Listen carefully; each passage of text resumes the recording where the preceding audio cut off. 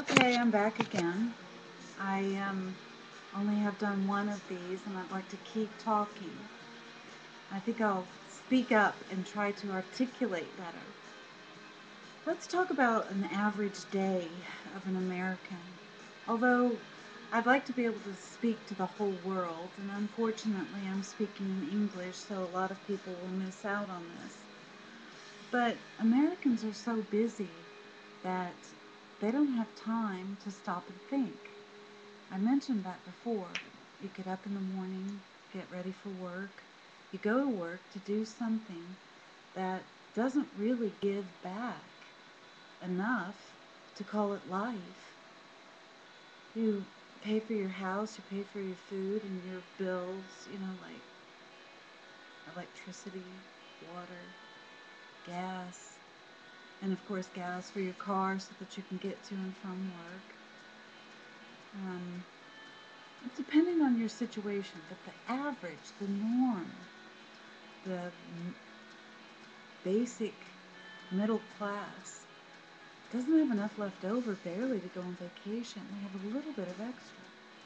But yet they're giving their whole life to another company or corporation and getting very little back. It's slavery is what it is. And when the southern states had slavery, they provided room and board. Okay? So I see a lot of similarities. Middle class down, sociology, the economy, the economics. Well, certainly when you get up to a certain amount where you have expendable income, stuff that you can just go to the mall, go on vacation, you know, build onto your house, buy a house that you really wanted, buy a yacht. As you go up in income, that slavery decreases. But I see a lot of people are not going to be able to get that income.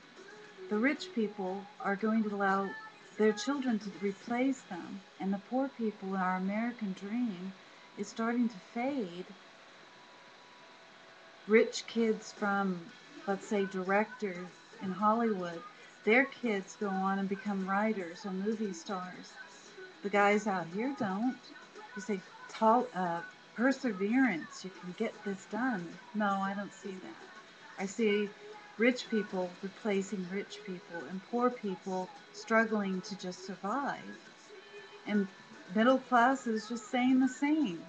I see more foreigners here with small businesses than I do Americans. Well, that's not entirely true, but I'm saying like the middle class, the with the economy. Why are there so many, people that aren't from America with small businesses, Koreans and Indians and such, and Americans are working at Kmart and Walmart and uh, those kinds of things. What happened that we didn't educate them properly so that they could be the entrepreneurs? They could be the ones making the money. There's no easy solution for equality with money. Monetary equality, that's not even what I'm here for. I'm talking about quality of life. I remember the first time I heard that at my university, quality of life index. I was like, oh, good, this ought to be interesting. Is it how old you are when you die? Whether you even live at birth. I think that those were some of the things. I'm like, what? What about chocolate? That's quality of life. How well you enjoy your life.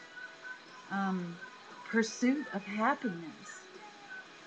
So you get up, you go to this job, you go to a workplace that you're working for someone else, and it's the norm. A lot of people do it, whether you're a CEO or not. Sure, you can buy stock options and you'll be part of the company. But still, all of those millions of people out there that don't own stock, but still are working every day, all day long, and paying the bills, watch TV, a nice escape, Hey, I love TV. 30 Rock, great show. But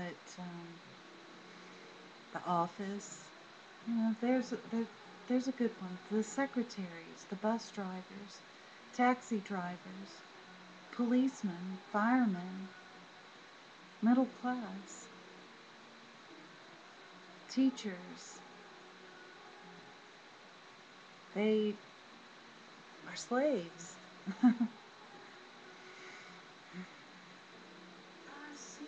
So I have to just come in here and I'm going to keep talking and publishing and learn how to make this go further and hopefully just do more. I don't like it when I have to stop, I have to stop and think about something else I'd like to talk about. Young men and women. I had talked about that with women, men.